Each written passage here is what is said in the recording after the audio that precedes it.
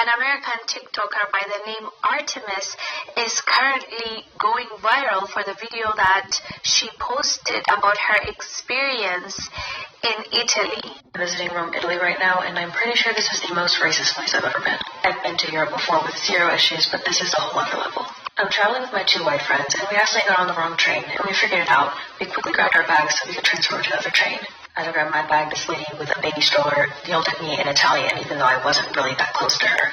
And so I said, "Mi dispiace," because obviously maybe she was like coming this way. No, she was literally just standing there. And she looked at me like I was about to harm her child and yanked the baby away. And when I apologized to her, even though I really shouldn't have, the look of absolute disgust in her face spoke a million words. I was standing on a second train station platform when there were two workers coming by in this mobile cart. They were coming directly towards me, even though there was plenty of space. They honked at me and looked me straight in the eyes with the most annoying look, like they looked very irritated that I was standing there existing. So I move out the way and I see them continuously drive near a group of white people. And they don't honk or do anything. They go out of their way to go around the group of white people, even though there's a bunch of them and there was only one of me.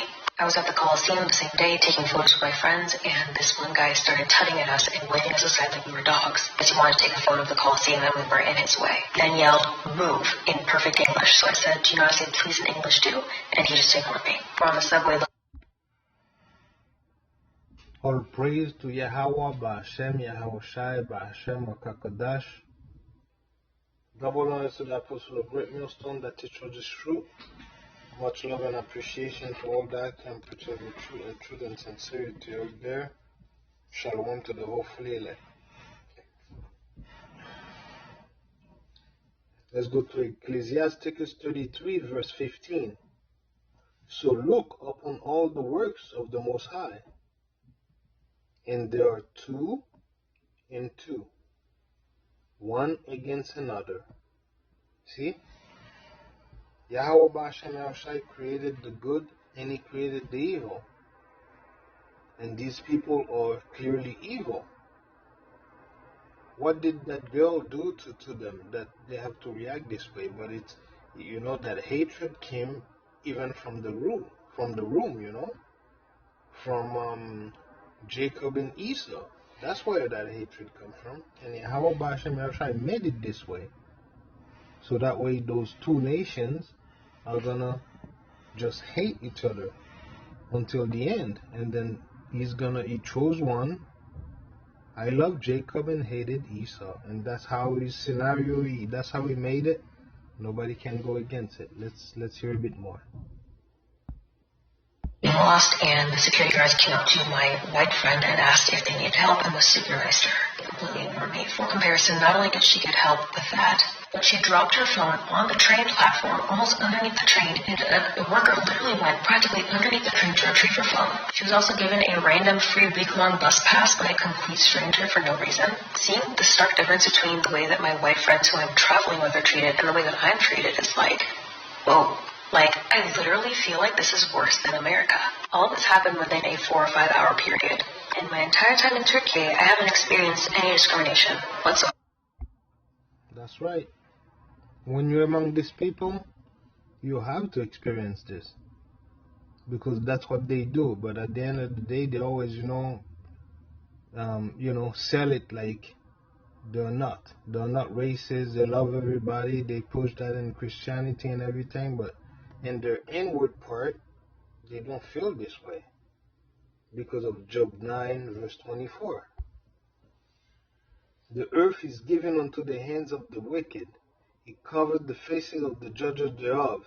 If not where, and who easy? It's them. Nobody else is them. Not once. With all that being said, I am already ready to go home. I think I'm going to give it another chance because I've only been here for 1 day, but if I've experienced all of this crap and rude people in 1 day, I really don't have much hope for the rest of this trip. I'm supposed to be here for a week, but I'm honestly thinking about changing my flight. This place is a complete shithole. Istanbul airport because I had to flee Italy a week early. I was facing constant harassment from the second I got off the plane. It was so in your face that my white friends sent me home for my own safety and are beating themselves up about accidentally sending me to a fascist hellscape. This was my last video before I got to the airport. This guy was explaining something to me and my friends, and then he suddenly stopped, stared at me, and said, "Wait, do you speak English?" Or would I be the only person in my group of American friends who does not speak English? I've been stopped in stores, yelled at in public several times, almost run over. Sorry, Ron, but I have to roast you real quick. You're Italian and you're not racist. You can exit out this video. I'm not talking about you. I understand that people are upset that I previously referred to Rome as a shithole. I would just like to... You know, she's saying what she really feels about that. But you know, it's the Lord Himself that's bringing out all the wickedness of these people before the judgment. He's bringing out the wickedness. So when the judgment comes, nobody's gonna be able to say, well, why? You know, why? They'll know. Everybody will know that their hatred haven't been erased at all. The rust, you know, they're like metal. The rust comes, right? So let's go to Job 20 verse 5. The triumph of the wicked is short, and the joy of the hypocrite but for a moment. See? Good thing that the Lord Himself did not let these people, triumph for too long, you know, being in rulership of the world too long. They already destroyed it. Right?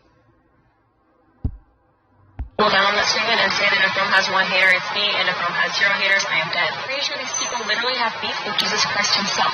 Y'all literally invented fascism and democratically elected a Muslim elite to run your country. You guys have literally evolved past needing a dictatorship from fascism. Honestly, I'm pretty sure you guys are just mad that you are the most Arab-looking Europeans on the continent. Hey, cousin. Y'all are literally one missed sunscreen application from looking like my brown ass, and you lose sleep over it. Importantly, you're still upset that you got an F- for their attempted invasion of Ethiopia. You can't even colonize properly, so you have to settle. See, the way that she's talking, you can tell she's mad, right? She's mad. But you know what? We can be as mad as we can. It doesn't matter. Any nation of this world, especially the Israelites, because we have no power, we have no military, nothing, right? You know, that's why the Lord calls us thy worm Jacob, right? Let's go to Psalm 49 verse 11.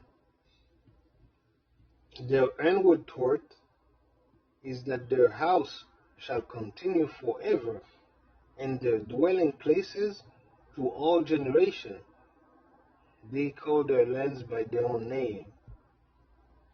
See, but that's why they react this way, because they know that in their inward part they think that their kingdom shall last forever, and they have nothing to care about. They have no they're not gonna have no recompense for all the wickedness they've done. That's why that's what justified them to be this way. But they do not know that the day of the Lord is gonna come as a thief in the night for all the wickedness they have done, and also the wickedness of our own people. Treating people of color who visit your country to spend money like shit, while your economy's on fucking life support. Get your money out. Also, your pizza sucks dick. America doesn't matter. She actually made a series of videos explaining what exactly happened to her. She actually had to cut her trip short because she couldn't handle the racism that she was facing. And for a lady that has traveled a lot, she says that is the worst place she has ever been to because of the treatment that she has faced. And after her video, people started responding to her video and started sharing their own experience in Italy. Italians are not very happy about it. She had to restrict her comment section because she says that they were coming for her in the comment section, telling her, what did you do to deserve this treatment? Basically blaming her for the racism that she has faced. That's right. Right? That's right. They're not gonna ever take any blame for what they've done. They're never gonna take any blame about that. Let me just remove this screen there. Give me 1 second. Exactly, that's right. They're never gonna take the blame for whatever action they've done. Remember that Cain is a fugitive, a vagabond. He's never gonna take the responsibility that of his actions, right? Let us go to Wisdom of Solomon 2, verse 10. Let us oppress the poor, righteous men. Let us not spare the widow, nor reverence the ancient gray hair of the age. That's how they react. That's what they did in slavery, and that's what they still do now. It doesn't matter. You're young, you're old, they're still going to try to oppress you to the best of their ability, right? And that's just how it goes. It doesn't really, it does, to them, it doesn't do them any good to treat you good. Like, I mean, the Bible talk about them like they don't even care about their own people. They oppress their own. So how much more will they oppress the Israelites? How much more will they oppress whoever else?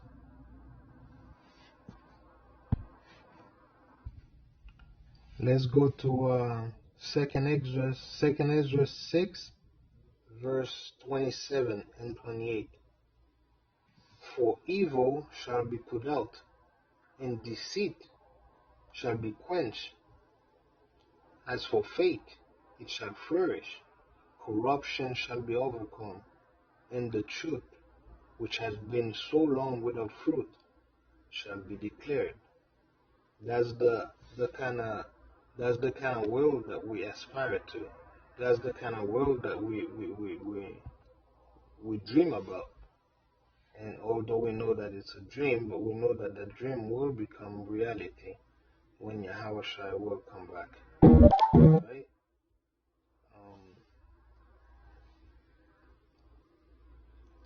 And that's the way that it's in this world, the way that it's working. Like anybody with half a brain can tell that it's not working the proper way that it should. Anybody, right?